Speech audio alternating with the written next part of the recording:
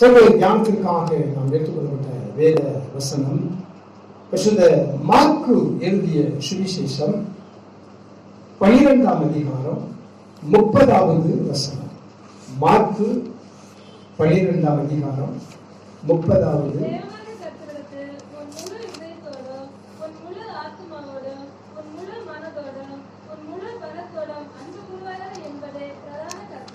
ஒரு பிரதான கற்பனை என்பதை ஆண்டவர் கட்டளை, நாம் பின்பற்ற வேண்டிய வழிமுறைகள், நெறிமுறைகள் என்பதை இங்கே மார்க்கு மூலமாக நமக்கு சொல்லப்படுவதை நாம் பார்க்கிறோம். ஒரு தேவனாகிய கர்த்தரிடத்தில் உன் முழு இருதயத்தோடும், முழு ஆத்மாவோடும், முழு மனதோடும், முழு பலத்தோடும். எத்தனையான ஒரு வல்லமையான ஒரு வார்த்தை. ஆண்டவர் இயேசு கிறிஸ்து நமக்கு கற்றுக் கொடுக்கக்கூடிய ஒன்று. இறை வழிபாட்டிலே மனிதனின் மனநிலை மாறுபடக்கூடிய ஒன்று. குறைகுடம் கூத்தாடும் என்று சொல்வார்கள். இந்த நிறைகுடம் தழும்பாது. ஆன்மீக வழியிலே நம்மை எப்பொழுதும் ஒரு ஸ்திரத்தன்மையோடு வைப்பதற்கு தவறிக்கொண்டே இருப்போம். சரியாக அந்த ஸ்தானத்திலே நம்மால் நிற்க முடியாதபடிக்கு பல சோதனைகள் உலகத்தில் இருந்தோ, பிசாசின் தந்திரங்கள் சக மனிதர்களிடத்தில் இருந்தோ நம்மை நிலைகுலைய செய்யும். முழு மனதோடு அவரிலே நாம் அன்பு கூறுவதற்காக, முழு மனதோடு அவருடைய நாமத்தை மகிமைப்படுத்துகிற வாழ்க்கையை வாழ வேண்டும் என்பதற்காக நமக்கு ஆண்டவர் இந்த வார்த்தையை கொடுத்திருக்கிறார். பிரதான கற்பனையாக கொடுத்திருக்கிறார். எல்லாற்றிலும் முழுமை பெற வேண்டும். முழுமை இல்லாத எந்த ஒன்றும் நிறைவான ஒரு பகுதிக்கு செல்ல முடியாது. சொல்லும் குறைகுடம் கூத்தாடு அலம்பி அலம்பி இருக்கிற தண்ணீரெல்லாம் கொட்டி போய்விடும். நிறைவுடன் தழும்பாது. அவர் நிறைவுள்ள வாழ்க்கை வாழ்வதற்கு ஒரு முழு மனிதனின் வாழ்க்கை அவனுடைய மனநிலையை பொறுத்ததே இந்த உலகத்தில் இருக்கிறது.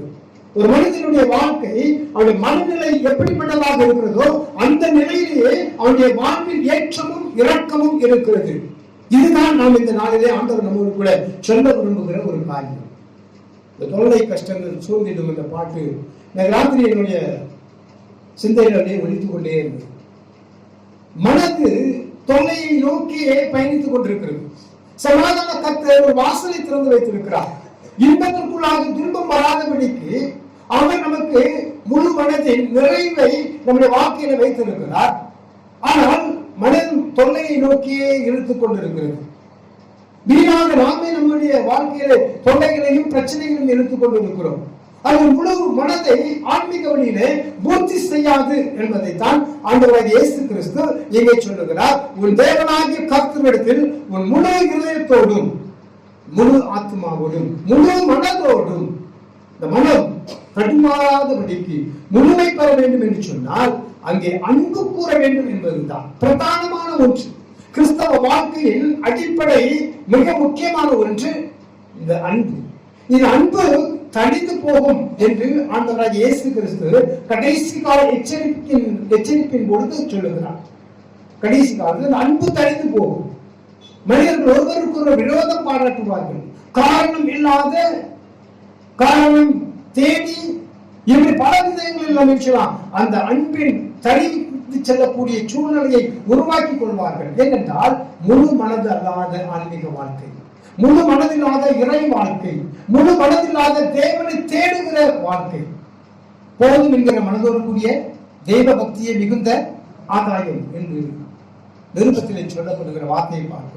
அப்ப நம்மிடத்திலே ஒரு முழுமை வேண்டும் என்று சொல்லும் பொழுது அன்பு தேவனிடத்திலே காண்பிக்க வேண்டும், பிறரிடத்திலே காண்பிக்க வேண்டும். ஏனென்றால் நாம் யாரிடத்திலே அன்பு காண்பிக்கிறோமோ அவர் நம்மை அதிகமாக நேசிக்கிறார். அதனுடைய வெளிப்பாடுதான் யோவான் சுவிசேஷத்துல 3ஆம் அதிகாரம் 16வது வசனத்தை நாம் பார்க்கிறோம். அதனுடைய வெளிப்பாடு தேவன் தம்முடைய ஒரே பேரான குமாரனை விசுவாசிக்கிறவன் எவனோ அவன் கட்டு போகாமல் நித்திய ஜீவனை அடைபடிக்கு அவரை தந்தருளி உலகத்தில் இவ்வளவாய் அன்பு கூர்ந்தார். அவர் நம்மிடத்தில் அன்பு கூறுவதற்கு காரணம் முந்தி நம்மிடத்தில் அவர் அன்பு கூறுகிறார். நாம் அன்பு கூறுவதற்கு முன்பாக, நாம் அவரை நேசிப்பதற்கு முன்பாக, நம்முடைய பெற்றோர்கள் நமக்கு இவர்தான் இயேசு கிறிஸ்து, இவர்தான் நம்முடைய ஜீவன், இவர்தான் நம்முடைய வாழ்வு, இவர்தான் நம்முடைய வழிகாட்டி, இவர்தான் நமக்கு கடவுள் என்று சொல்லி தருவதற்கு முன்பாகவே, தாயின் கருவில் உருவாவதற்கு முன்பாகவே அவர் நம்மில் அன்பு கூறுகிறவராக இருக்கிறார். அப்ப இந்த அன்பு கூறுதல் நாம் பிறரிடத்திலே காண்பிக்கும் பொழுதுதான் முழு மனிதனின் மனதின் வாழ்க்கை முற்று பெறக்கூடிய தகுதிக்கு வருகிறது. அதுவரை இது குறைகுடமாக ஒரு நிறைவில்லாது ஒரு எதிர்பார்த்து அது தோல்வியிலே முடிகிறது. எதிர்பார்த்து நிறைவேறாமலே போகிறது. காரணம் முழு மனதோடு அந்த கர்த்தரிடத்திலே அன்பு கூறாதது. அவருக்கு அன்பு கூர்ந்தால்தான் அவர் நம்மை நேசிக்கிறார் என்பது போல நாம் பிறரையும் நேசிக்க வேண்டும் என்கிற அந்த ஒரு மனோபக்குவம் நமக்குள்ளாக ஆவியில் தூண்டுதலினாலே, எந்த ஒரு மனிதனின் தூண்டுதலினாலே அன்பு வந்து நிலைத்திருக்காது. வரும், இவரை நேசி, அவருடைய அன்பு காண்பி, அவருக்கு எதை மனித தூண்டுதலினாலே வரும்.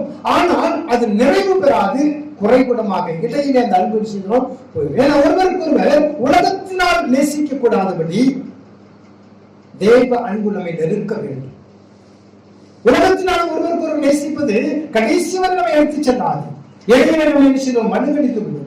ஆனால் கடைசி வரை செல்ல வேண்டும் என்றால் தேவனிடத்தில் அன்பு கூறுவது போல பிறனிடத்தில் அன்பு கூற கற்றுக்கொள்ளும் பொழுது நிச்சயமாகவே நம் மனதின் வாழ்க்கை ஒரு முழுமை பெறக்கூடியதாக காணப்படுகிறது. இந்த சரீரம் இது ஒரு வளர்ச்சி அடைந்து கொண்டே இருக்கும், முழுமையான வளர்ச்சி. கைகள் ஆரோக்கியமாக இருக்க வேண்டும், கண்கள் தெளிவாக இருக்க வேண்டும், உச்சரிப்பு சரியாக இருந்தால் நாக்கு தெளிவாக இருக்கிறது, பற்கள் சரியாக இருக்கிறது, அவயவங்கள் ஒவ்வொன்றும் சரியாக இருக்கிறது என்று சொன்னால் அது முழுமை பெற்ற ஒன்று. இது சரீர வளர்ச்சியிலே குற்றி இருக்கிற ஜனங்களை நாம் பார்ப்போம். அவருடைய கைகள் சும்பி போயிருக்கும், பார்வையற்றவர்களாக, செவித்திறன் இல்லாதவர்களாக, கால் ஊனம் உள்ளவர்களாக, இது முழுமை பெறாத ஒரு ஒன்று. முழுமை என்று சொல்லும்போது நம்முடைய சரீரத்தின் எல்லா விதமான அவயவங்களும் சீராக இருக்க வேண்டும் என்பது முழுமையாக பெறாதது என்று சொன்னால் மனதில் ஒரு சரீர வளர்ச்சி குன்றிய அந்த இதை காண்பிக்கிறது. இது இரண்டுக்கும் உள்ள வித்தியாசம் நமக்கு தெரிந்து கொள்ள முடியும். சரீரம் நன்றாக இருக்கிறது என்று சொன்னால், அவயவங்கள் சரியாக இருக்கிறது என்று சொன்னால் எந்த ஒரு செயலையும் செய்ய முடியும், எந்த ஒரு காரியத்தை எந்த ஒரு வேலையும் செய்ய முடியும். ஆனால் சரீரம் வளர்ச்சி பெறாது, சும்பி போயிருக்கிறது என்று சொன்னால் அது எதையும் செய்ய முடியாது. இதில் ரெண்டு உள்ள வித்தியாசத்தை நாம் அறிந்து கொள்ள முடியும். இதே போன்று நம்முடைய ஆன்மீக வாழ்க்கையிலே நாம் ஒரு முழுமை பெற்றவர்களாக அதை நாம் உருவாக்கி கொள்ள வேண்டும்.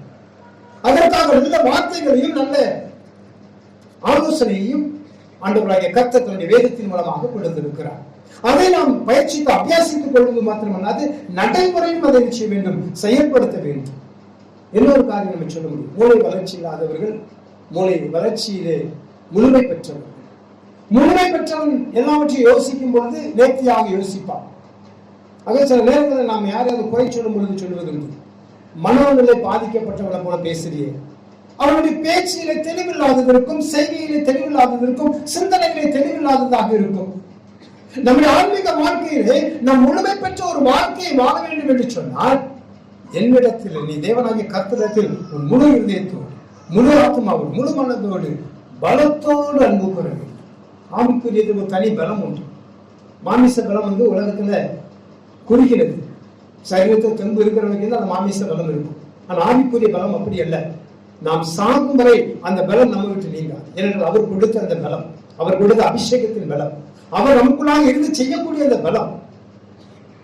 என்னுடைய இந்த கை எனக்கு கொஞ்சம் சவ்வு இறங்கிடுச்சு அப்படின்னு சொல்லுவோம். சில கிராமத்துல இருந்து என்ன நிறைய பேர் சொன்னாங்க, உன் மேல நிறைய கண்ணு விழுந்துருச்சு அப்படின்னு சொன்னாங்க. நிறைய பேர் சொன்னாங்க, பார்த்து நீ என்ன கண்ணு விழுந்துச்சு நான் கேட்க முடியல. உன் பிள்ளை 2 பேரும் இங்க விட்டுருக்குற, அவங்களுக்காக எனக்கு துணியை வச்சு போடுற, அதை பண்ற, இதெல்லாம் பண்ணிட்டு போறேன். உன் ஒய்ஃபே நீ பராமரிக்கிற இவ்வளவு விளக்கிறதுக்கு மத்தியில. ஆனால் எல்லாரும் நிறைய பேர் ஏற்ற இந்த மாதிரி வாரம் ஆசீர்வாதம் பிள்ளைகள் இப்படிலாம் செஞ்சுட்டு போயிடும் அப்படின்ற ஒரு கண்ணு விழுந்துருச்சு. அதனாலதான் உனக்கு ஆக்சிடென்ட் அப்படின்னு சில விஷயங்கள் வெளியிருந்து எனக்கு வந்துடுது. அவருடைய செய்தி சரியில்லை, தவறான சில காரியங்கள் செய்தாரெல்லாம் காண்டவும் தண்டிக்காங்க. எதை நம்ம எடுத்துக்கொள்ள முடியும்? ஏது சொன்னேன் என்று சொன்னால், ஆண்டவர் எனக்கு கொடுத்திருக்கிற ஆவிக்குரிய பலம் அது நான் மிகவும் ஆணித்தரமாக எனக்குள்ளாக வைத்திருக்கிறேன். இந்த சரீர பலம் போயிடும், வரும். கிட்டத்தட்ட ஒரு 6 கட்டு போடணும் அப்படின்னு சொன்னாங்க. அது வரைக்கும் ஒரு 4வது போட்டுக்கிறேன், இன்னும் 2 கட்டு போடணும் அப்படின்னு சொன்னாங்க. கர்த்தர் எனக்கு பலன் கொடுத்திருக்கிறார். கர்த்தர் எனக்கு பலன் கொடுத்திருக்கிறார். ஆவிக்குரிய பலத்திலே என்னுடைய கைகளை நான் அசைக்க முடிகிறது. ஆவிக்குரிய பலத்திலே எனக்கு சிந்தனைகளிலே தேவ நாமத்தை குறித்து அதிகமாக சிந்திப்பதற்கு எனக்கு ஆண்டவர் பலன் கொடுத்திருக்கிறார். இப்படி ஆவிக்குரிய பலன் ஒருபொழுது குன்றி போவதில்லை. இந்த சரீர பலன் வயதாக இதனுடைய அந்த பலன் குன்றி போய்விடும். நம்முடைய வாழ்க்கையில ஆண்டவர் ஒரு முழுமை திறமை தந்திருக்கிறார் என்று சொன்னால் சரீர பலத்திலே பேசக்கூடிய வார்த்தை அல்ல, ஆவிக்குரிய அனுபவத்திலே தேவனை உயர்த்தி பேசுவதிலே நமக்கு அந்த முழு மனதில் நிறைவு ஆன்மீக பகுதியிலே ஆண்டவர் கொடுத்திருக்கிறார். பிரியமானவர்களே, இந்த இருதயம் ஒன்று, அவயவங்கள் கை கால் கண் என்று எல்லாம் 2 இருதயம் முழுமையானது, அது 2ஆக பிரிக்க முடியாது. அப்படிப்பட்ட ஒரு முழு மனதோடு தேவ சமூகத்திலே நம்மை அன்பு கூறத்தக்கதான ஒரு அழைப்பை ஆண்டவர் நமக்கு செய்திருக்கிறார், கொடுத்திருக்கிறார். அதுதான் நம்முடைய வாழ்க்கையின் நிறைவு பகுதிக்காக சமாதானத்தோடு எடுத்து செல்லக்கூடிய ஒன்று. அது அல்ல அப்படின்னு சொன்னா சமாதானம் இருக்காது. வாழ்க்கை இருக்கும், நம்ம வாழ்ந்து கொண்டிருப்போம், ஆனால் சமாதானம் இருக்காது. பல விஷயங்களை குறித்து எரிச்சல், பல விஷயங்களை குறித்து கோபம், பல விஷயங்களை குறித்து பொறாமை, பல விஷயங்களை குறித்து துன்மார்க்கமான சிந்தனை, இவை நம்மை இந்த உலகத்திலே ஆவிக்குரிய வாழ்க்கைக்கு தடையாக நிறுத்தி கொண்டிருக்கிறது. முழுமை பெறாதபடிக்கு. முழுமை பெற்றவர் நிச்சயமாகவே எந்த இடத்திலும் நிச்சயம் பண்ணா தன்னை குறைகுணமாக காண்பிக்க மாட்டான், அமைதியாக இருப்பான், அதிகமாக பேச மாட்டான். எது நடக்கிறதோ தேவ சித்தம் இல்லாமல் நடப்பதில்லை, அதில் உறுதி உள்ளவர்களாக இருப்பார்கள். நம்ம நம்முடைய வாழ்க்கையிலுமே அறிந்து கொண்டு ஆராய்ந்து கொண்டு தேவ சமூகத்தில் என்ன செஞ்சிருக்கிறோம், இப்படிப்பட்ட ஒரு அழைப்பிற்களாக வந்திருக்கிறோம். மனிதனுடைய முழு தன்மை ஆண்டவர் அறிந்திருக்கிறார். அவனுடைய நிறைகுடமா குறைகுடமா, அவனுடைய குறையில் இருக்கிறதா நிறைவில் இருக்கிறதா. மனிதனுடைய பார்வை சரீரத்தை பார்க்கக்கூடியதாக இருக்கிறது, ஆனால் தேவனுடைய பார்வையோ உள்ளிந்திரியங்களை, இருதயத்தை, திருக்கும் மகா கேட்டுமான இருதயத்தை அவர் அறிகிறார். நமக்கு தெரியாது இந்த இருதயம் எப்படிப்பட்டது அப்படின்னு, நமக்கு நிச்சயம் தெரியாது. ஆனால் தேவன் நம்முடைய எல்லா உள் இந்திரியங்களை அறிந்து ஆராய்ந்து எதை எப்ப நமக்கு செய்யணும் அப்படின்றத கரெக்டாக செய்து கொண்டிருக்கிறார். அவருடைய நாமம் ஒரு பொழுது இந்த உலகத்துல வீட்டிலே வழங்கப்படாது. மனிதர்கள் வழங்குவார்கள், ஆனால் அவர் அந்த இடத்துல அவர் நிச்சயவார். அவர் யார் என்கிற ஒரு பராக்கிரமத்தை காண்பிக்கக்கூடிய ஆண்டவராக இருக்கிறார். முழு மனதற்ற ஒரு வாழ்க்கை அப்படின்னு சொன்னா என்ன அப்படின்னு கொஞ்சம் நம்ம யோசித்து பார்க்க வேண்டும். முழு மனதற்ற வாழ்க்கை, அதாவது அரை மனதோடு செய்யக்கூடிய காரியங்கள். இந்த காரியத்தை நம்ம தெரிஞ்சு கொண்டாதான் முழு மனதாக எப்படி வாழ வேண்டும் கர்த்தருக்குள்ளாக அப்படின்றத நம்ம புரிந்து கொள்ள முடியும். இன்னைக்கு நம்முடைய வாழ்க்கை இயேசு கிறிஸ்துவுக்குள்ளாக முழு மனதோடு வாழ்ந்து கொண்டிருக்கிறோமா? ஒரு கேள்வி எப்போதும் நம்மகிட்ட இருந்துட்டே இருக்கும், எல்லா விதத்திலுமே. அது உலக வாழ்க்கையிலும் சரி, ஆன்மீக வாழ்க்கையிலும் சரி, நமக்குள்ள ஒரு கேள்வி எப்பொழுதும் இருந்து கொண்டே இருக்கும். நான் வாழ்க்கிற வாழ்க்கை எனக்கு பிரயோஜனமா இருக்குதா, சுய லாபமா இருக்குதா, அந்த பிற நலமான பொது நலமாக இருக்கிறதா? இப்படின்ற கேள்வி எல்லாருக்குள்ள வராது. பயனுள்ள வாழ்க்கை வாழணும் அப்படின்னு நினைக்கிறவங்க கிட்ட இந்த கேள்வி எப்போது இருக்கும். அப்ப நம்ம மனதில் நம்ம முழு மனதோடு தேவனுடைய சமூகத்திலே நம்முடைய வாழ்க்கையை அர்ப்பணிப்போடு வாழ்கிறோமா என்பதை குறித்து நம்ம நிச்சயமாக தெரிந்திருக்க வேண்டும். புறஜாதி மக்களை குறித்து, அதாவது புறஜாதினால வேற நம்ம எடுக்க வேண்டாம், மதங்களை பின்பற்றுகிறவர்கள் சொல்லணும்.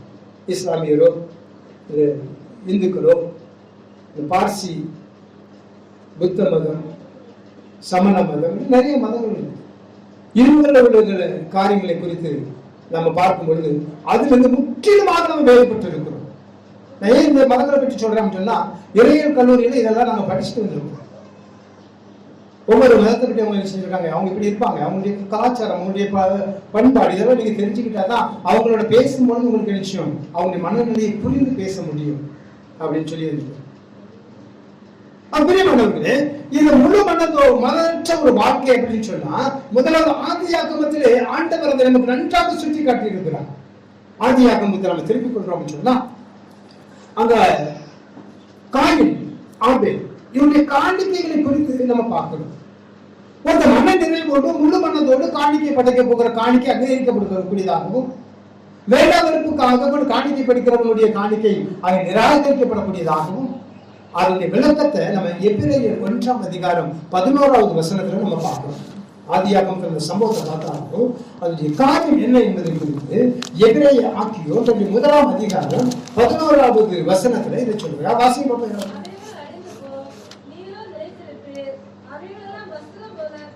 சரி, 11ஆம் அதிகாரம் 4வது வசனம். 11:4 எபிரேய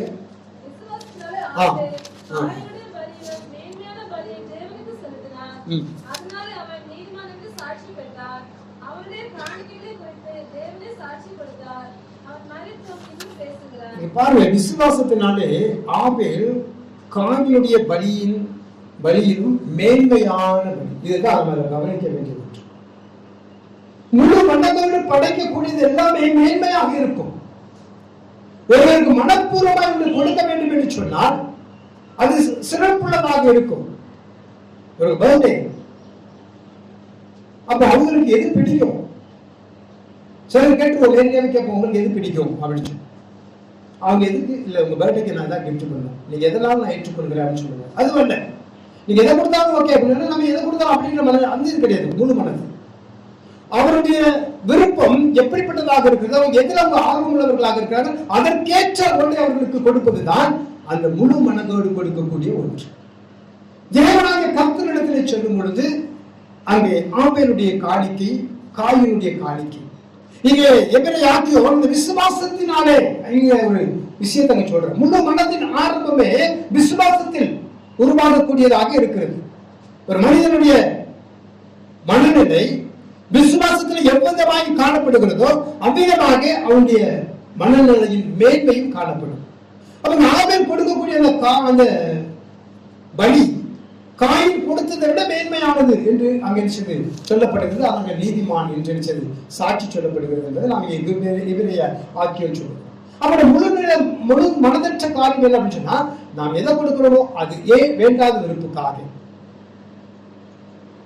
ஒரு சின்ன பிள்ளை ஸ்கூலுக்கே போகல, வந்தவர்களுக்கு ஒரு அறிவிப்பர், ஒரு பென்சில், ஒரு ஸ்கேலு, இதை வந்து நம்ம கிஃப்ட் பண்ணோம், ஒரு காம்பஸ் டப்பா நம்ம கிஃப்ட் பண்ணோம் அப்படின்னு சொன்னா அது என்ன பிரயோஜனம்? இல்லை, நான் தொலைநோக்கு பெரிய பிள்ளை யாரும் இதை பயன்படுத்துவா, அதை ஏற்றுக்கொள்ள முடியாது.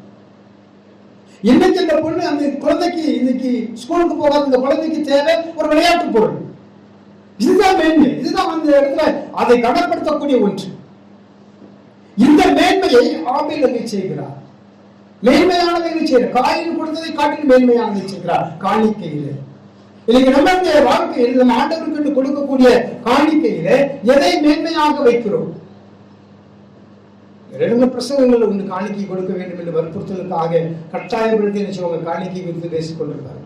அது என்னுடைய மனநிலையில நான் என்னுடைய சிந்தை, என்னுடைய எண்ணங்கள் இவை எல்லாம் ஆண்டவருடைய சமூகத்திலே அதற்கு ஏற்ற விதமாக இருக்க வேண்டும். இதுதான் மேன்மையான காணிக்கை. என்னுடைய எண்ணமும் என்னுடைய சிந்தனையும் என்னுடைய பேச்சும் என்னுடைய பார்வையும் அவருக்கு ஏற்ற விதமாக இருக்கும். அதுதான் அவரை கனப்படுத்தி அவருக்கு கொடுக்கக்கூடிய காணிக்கை. அவர் என்ன சொன்னாரோ அதை என்னுடைய வாழ்க்கையில செய்ய வேண்டும் என்பதுதான். ஒரு ஸ்திரியை இச்சையோடு பார்க்கிற எவரும் அவர்களுடைய விபச்சாரம் செய்யலாம். சில பேர் நம்ம பார்க்கவே மாட்டோம், ஆனா அவங்க என்ன பார்க்கறாங்க அடிச்சவங்க விளம்பரம் சொல்ல வேண்டிய நேரத்தில் சில விஷயங்கள் சொல்லி ஆக வேண்டியதாக பெரிய மாணவர்கள். ஆண்டவர் எதை விரும்பவில்லையோ அதை நாம் செய்யாதிருப்பது, அவர் எதை விரும்புகிறாரோ அதை நாம் செய்வது. ஆண்டவருடைய காணிக்கை ஆண்டவர் விரும்பினது மேன்மையான ஒன்று, அதை அவர் கொடுத்தார். காயின் அந்த மேன்மையை அற்பமாக எண்ணக்கூடிய ஒன்றாக காணப்படுகிறது. காயினுடைய காணிக்கை படி ஆண்டவர் சமூகத்தில் அற்பமாக வேண்டாம் விருப்புக்காக ஆபேல் படைக்கிறார், காயின் படைக்கிறார் என்பதற்காக நாம் நம்ம எதை படைக்கிறோம்? ஒரு அழகான ஒரு பாடல் எல்லாருமே நீங்க கேட்டிருப்பீங்க. ஒரு சின்ன குழந்தை பாடல், என்ன கொடுப்பேன் நான், என்ன கொடுப்பேன். அருமையான ஒரு பாடல். அந்த பாடல் நீங்க மறுபடியும் கேட்டு யோசிச்சு பாருங்க. எனக்கு ஆடு இல்லை, என்ன மந்தை கிடையாது, கடைசியில் முடியும் சில சொல்லுது என்னையே நான் நமக்கு கொடுக்கிறேன். இதுதான் கிறிஸ்தவ ஆண்டவர் எதிர்பார்க்கிற மேன்மையான ஒன்று. நாம் அவருடைய சமூகத்திலே நம்மை எவ்விதமாக கொடுக்க அழைக்கப்பட்டிருக்கிறோம்.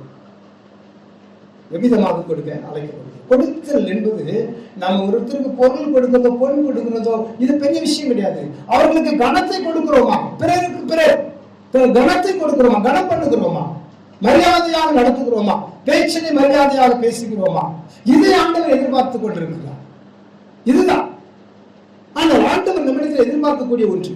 அவர் நம்மிடத்திலே காணிக்கையாக எதிர்பார்க்கக்கூடிய ஒன்று என்ன அப்படின்னு சொல்ல நம்ம எடுத்துக்கொள்ளலாம். ஒரு சம்பவத்தை நம்ம பார்க்கலாம். சாமுவேல் புஸ்தகத்துல 1 சாமுவேல நம்ம எல்லாருக்கும் தெரிஞ்ச ஒன்றுதான். 15ஆம் அதிகாரத்தில் நம்ம அதை பார்க்கும் பட்சத்துல இந்த சம்பவத்தை நீங்க வாசித்து பார்க்க வேண்டும். ஏன்னா அங்க அமலேக்கியரோட யுத்தம் பண்றதுக்காக சாமுவேல் மூலமாக சவுலுக்கு சொல்லப்படுகிறது.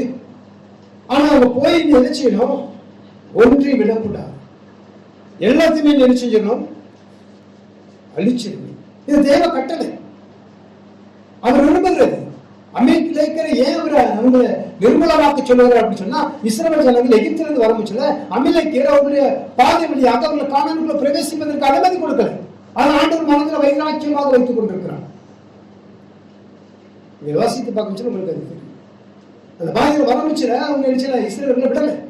ஆனா ஆண்டவர் தன்னுடைய மனதில் வைத்திருக்கிறார். தன்னுடைய பிள்ளைகளுக்கு அனுமதி கொடுக்காத ஒரு ஜனங்கள். அப்ப சவுல்கிட்ட சொல்றாரு, நீ அவங்களை கம்ப்ளீட்டா ஒருத்தர் விடாமல் செஞ்சு முடிச்சு. 22வது வசனத்தை வாசிங்க.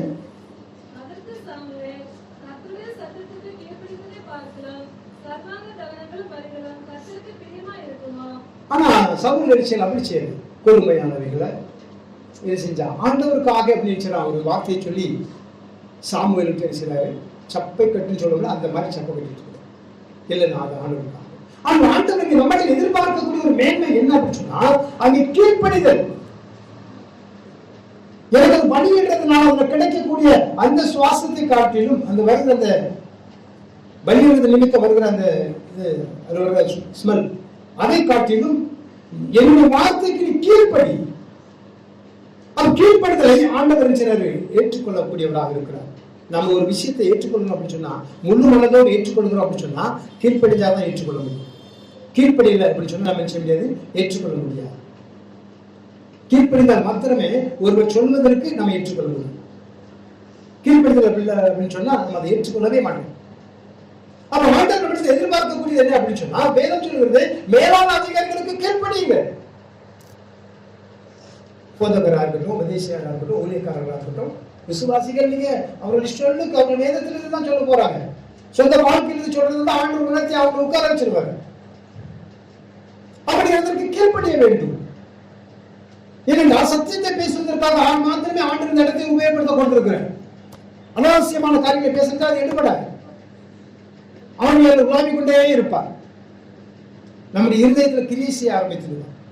முழு மனதோடு நம்முடைய வாழ்க்கையை அவருடைய சமூகத்துல கொடுக்கும் பொழுது அவர் நமக்கு கேட்கக்கூடியதை நேர்த்தியாய் கேட்கத்தக்கதாக, எதை ஏற்றுக்கொள்ள வேண்டுமோ அதை ஆவியான ஒரு துணையோடு ஏற்றுக்கொள்ளத்தக்கதாக, எதை வெறுக்க வேண்டுமோ அதை நம்முடைய வாழ்க்கையில் அவர் நீக்கி போடவும் வல்லவராக இருக்கிறார். ஏன்னா அவர் களை எடுக்கிற ஆண்டவர். திராட்சை செடியை அப்படியே விட்டுட்டே இருக்கக்கூடாது. ஒரு இலைகளை நறுக்கி களைகளை பிடிக்கி போட்டா அது இன்னும் பலன் கொடுக்கும் அப்படின்னு. அது தேவையில்லாதது வரும்பொழுது ஆண்டு நிச்சயமாக ஏதாவது ஒரு சூழ்நிலையில நம்ம என்ன வெட்டி அறுத்து போடுவோம். ஏன்னா நம்ம கனி கொடுக்கணும் அப்படின்றதுக்காக. முழு கனி அப்படின்றது ஒரு முழுமை. அது முழுமையான ஒன்றை கொடுக்க வேண்டும் என்பதற்காக இடையில் வருகிற எல்லாவற்றையும் ஆண்டவர் நீக்கி போடக்கூடியவராக இருக்கிறார். பிரியமானவர்களே, அப்ப இந்த கீழ்ப்படிதலை ஆண்டவர் நம்மிடத்தில் எதிர்பார்க்கிறார். வேதத்திற்கு கீழ்ப்படிதல், வார்த்தைக்கு கீழ்ப்படியவில்லை. எத்தனை வார்த்தைக்கு நாம் கீழ்ப்படித்துக் கொண்டிருக்கிறோம்? வேதத்தை வாசிக்கிறோம். ஆண்டவர் சொல்லக்கூடிய வார்த்தையிலே எத்தனை வார்த்தைக்கு நாம் கீழ்பட்டு இருக்கிறோம்? அன்பு கூறின ஒரு வார்த்தை மாத்திரம் எடுத்துக்கொள்வோமே. எத்தனை பேர் அன்பு கூற முடிகிறது? மொத்தமே செஞ்சிடும். எல்லாமே வாழ்க்கையில் எல்லாமே அவுட் ஆகிடும். அப்ப ஆண்டவர் சொல்லக்கூடிய வார்த்தையை நாம் கேட்கும் பொழுதுதான் அவருக்கு மேன்மையான ஒன்றை நாம் கொடுக்கிறோம். அந்த கீழ்ப்படிதல் தான் நம்மை முழுமையாக மேற்படியிலே நிறைவாக முழு மனதோடு எல்லாவற்றையும் கற்றுக்கொள்ள உதவி செய்யக்கூடியதாக இருக்கும். அப்ப ஆண்டவருடைய சமூகத்திலே நம்ம சொன்னோம் அந்த கிருபையை பெற்றிருக்கிறோம். இரண்டாவது ஒரு காரியம், வெளிப்படுத்தல் சுவிசேஷத்துல ஒரு நல்ல ஒரு எச்சரிப்பான ஒரு வார்த்தை. இது நம்முடைய வாழ்க்கையில் எப்பவுமே நம்மளுடைய பயனுள்ளதாக மாற்றிக்கொள்ள வேண்டும் என்பது இந்த வசனம் சொல்லுது. 2ஆம் அதிகாரத்துல 2:4 இந்த வசனங்களை வாசிக்க. வெளிப்படுத்தல் 2ஆம் அதிகாரம் 2வது வசனம் 4வது வசனம்.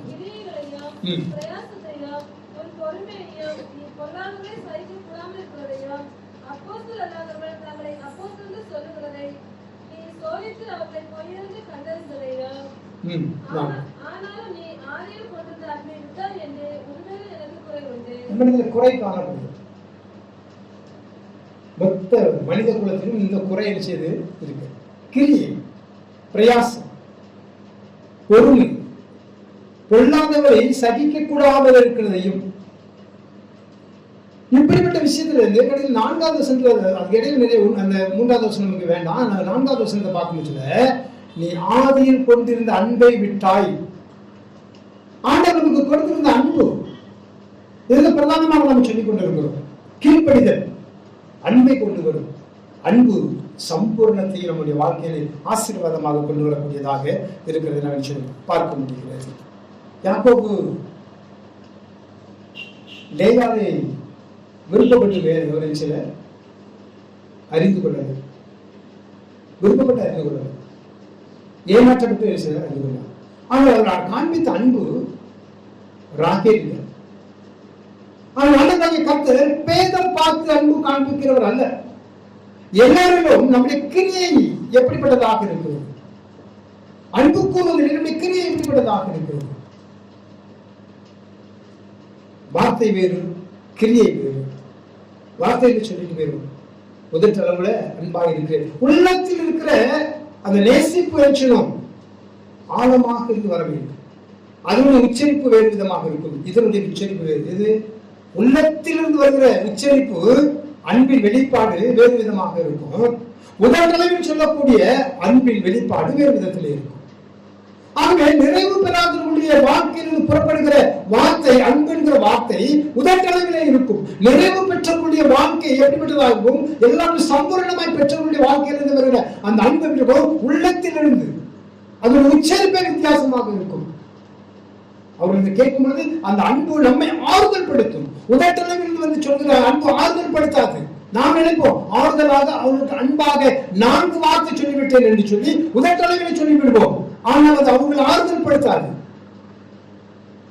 உள்ளத்திலிருந்து சொல்லுகிற அந்த அன்பு அவர்களை ஆறுதல் படுத்து. ஏனென்றால் உச்சரிப்பிலே அதனுடைய காரியங்கள் இருக்கும். இதே போட்டுதான் நம்முடைய வாழ்க்கையும் மன நிறைவோடு தேவ சமூகத்திலே வாழ்வதற்காக நாம் என்ன செஞ்சிருக்கிறோம், அழைக்கப்பட்டிருக்கிறோம். பிரியமானவர்களே, ஆண்டவருக்கு கொடுப்பதிலே நாம் பாரபட்சம் காண்பிக்க கூடாது என்பதுதான்.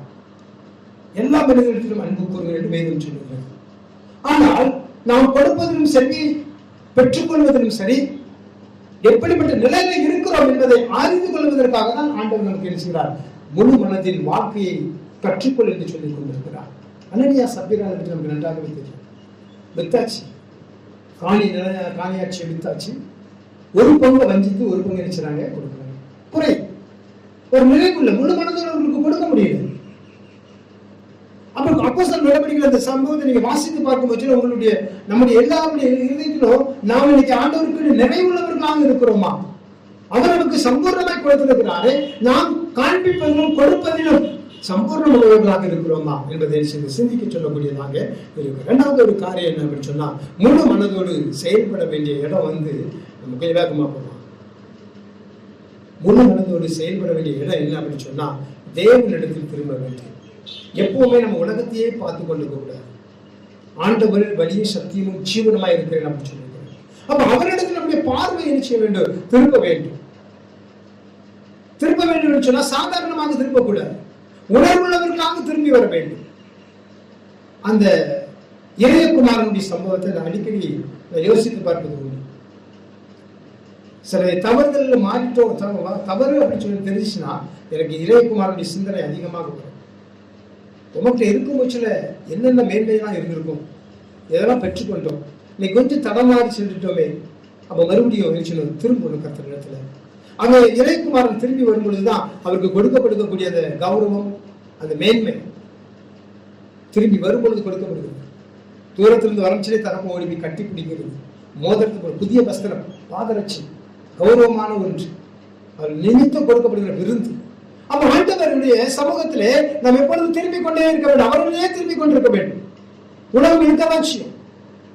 நம்ம அவரிடத்துல திரும்புவதற்காக உலகத்தில் செஞ்சிருக்கிறோம், அழைக்கப்பட்டிருக்கிறோம். ஏனென்றால் வேதம் நமக்கு எப்பொழுது சுட்டி காட்டி கொண்டிருக்கிறது, ஒரு பாவியினுடைய மனம் திரும்புதல் பரலோகத்தில் மிகுந்த சந்தோஷம் அப்படின்னு சொல்றது. அப்ப நாம இந்த உலகத்துல பவுல் சொல்ற பாவிகள் பிரதான பாவினால் அப்படின்னு சொல்றோம். அப்ப நாம பவுல் வாழ்க்கை கூட நமக்கு வாழ முடியல. இயேசு கிறிஸ்து முதன்மை, ரெண்டாவது பவுல் வாழ்ந்து கொண்டிருந்த அந்த வாழ்க்கையை கூட நம்மால் வாழ முடியல. அப்படி ஆதங்கங்கள் நிறைய பேருக்கு இருக்கும். ஆனால் ஆண்டவர் நமக்கு என்ன செஞ்சிருக்கிறாரு? என்னுடைய கற்பனைக்கு நீ கீழ்ப்படி, என்னுடைய அன்பை வெளிப்படுத்து, இவைகளுக்குள்ளாக நிச்சயமாக ஒரு பரிபூரணத்தை நிச்சயம் பெற்றுக்கொள்ள முடியும் அப்படின்றத நினைச்சார் ஆண்டவர் நமக்கு சுட்டி காட்டுகிறதாக நினைச்சு நம்ம பார்க்கிறோம். பிரியமானவர்களே, உலக வாழ்க்கையில ஆண்டவர் நமக்கு கொடுத்திருக்கிற இந்த மேன்மையான ஒன்று அவருடைய முழு மனதோடு வாழ வேண்டும் என்கிற ஒன்று. முழு மனதோடு அவருடைய சமூகத்திலே நம்மை திருப்பிக் கொள்வோம். அவர் நமக்கு வைத்திருக்கிற சகல சம்பூர்ண ஆசீர்வாதத்தை பெற்றுக்கொள்வோம். கர்த்தர் நம்மை ஆசீர்வதிப்பாராக. ஆமென்.